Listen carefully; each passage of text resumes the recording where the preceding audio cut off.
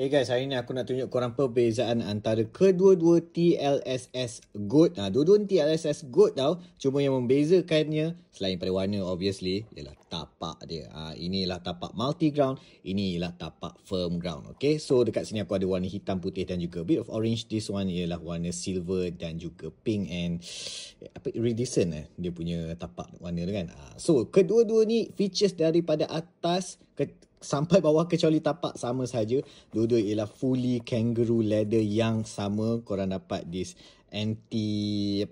ada coating dekat sini which is quite grippy. Korang dapat the T-temper padding sama sahaja dengan that 3D texture, exactly the same. Korang dapat that dalam dalam insole tu nampak tu T-flash foam tu kan, untuk bit of cushioning and energy return sama sahaja. Then actually kalau korang tengok dekat dalam tu kan, susah aku nak tunjuk ni. Dalam tu warna gelap sikit tu, not actually gelap warna grey tu is actually dia punya T-Carvo insert sama macam Mizuno Alpha untuk dia punya snapback effect macam ala-ala carbon fiber plate lah. Dua-dua ni sama sahaja. So yang membezakannya ialah tapak dia. Tapak dia obviously tapak dia is very different. Ini ialah tapak firm ground. Nampak start dia bulat-bulat. Lepas tu ada macam ni sikit. Not really blade sangat, boleh lah, tapi not really aggressive. Tapak dia panjang sikit. And this one ialah tapak multi-ground. Nampak tu banyak tapak. Dia punya start dia banyak. Memang multi-ground macam tu.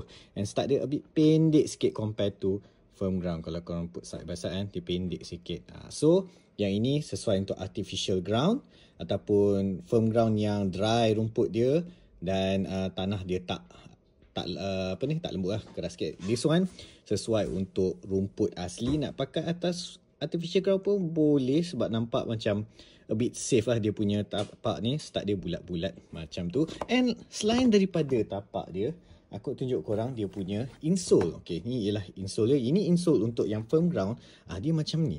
And dia ada a bit of cushioning dekat belakang ni. Manakala yang tapak firm ground, multi-groundnya, dia bagi Poron TLSS punya insole dengan ada Poron punya cushioning. Dia different. Yang ni bit keras sikit, yang ni bit lembut. Maybe sebab multi-ground korang main atas artificial ground kan biasa bit keras sikit kan dia punya padang. So that's why dia bagi this Poron punya insole ni lah. And then untuk firm ground, rumput technically dia lembut, so dia bagi this one punya padding sebab korang dah dapat cushioning daripada yang rumput. So antara dua ni, which one korang prefer? The multi-ground ataupun the firm ground punya version?